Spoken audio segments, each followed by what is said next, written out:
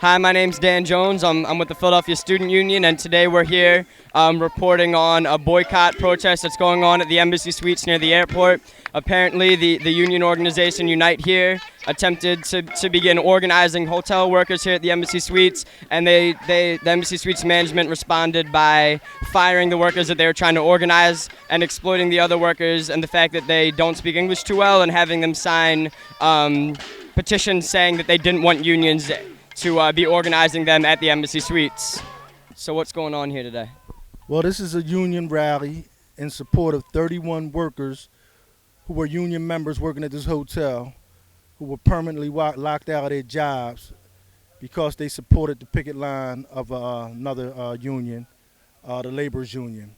And they locked them out their jobs, and they brought in temps from down south and permanently replaced them. So as a union, which is a brotherhood of workers, we're out here, we're supporting the workers, we're fighting them to get the contract recognized by the company and get them their jobs back. Why are you locked out? Because we chose to make a stand and stand up for another company that was out here protesting and picketing the place, and we're a union, so we didn't cross their picket line, because if it was us, we wouldn't want nobody to cross ours.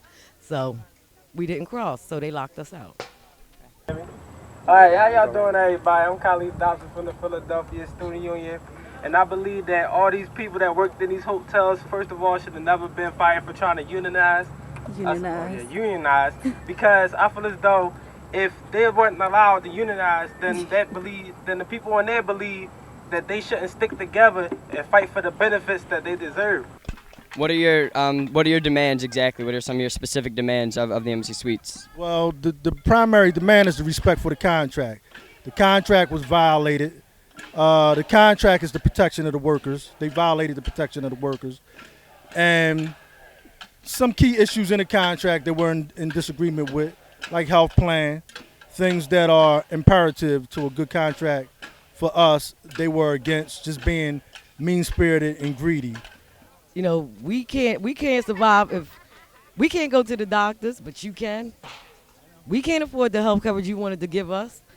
So how are you going to make us pay for a health coverage when you was trying to cut our hours and not give us a raise? Why is Embassy Suites doing this? A new company took over in 2007, December 2007. And that's when everything happened. They didn't want a union in the place, no way. So they did any and everything they could to basically put us out, and they did. They locked us out. We've been coming here now for months. We usually come for maybe 2 hours at a time. We pick spots where they don't expect us. It's guerrilla warfare. When we know conventions, customers, we're disruptive, we're noisy, and we're informative. When do we want it? Now! What do we want? Healthcare! When do we want it? Now! What do we want? It's one thing to stand up by yourself, but it's another thing to stand up with 500,000 people. And that's what we do. And we do it well. And we're going to win here. And we're going to get them their contract back, and we're going to get their respect back. They didn't want a union in the hotel, I guess because they felt like it was trouble and they wanted to do what they wanted to do. They didn't want to have to, they wanted us to have to answer to them, but they didn't have to answer to nobody.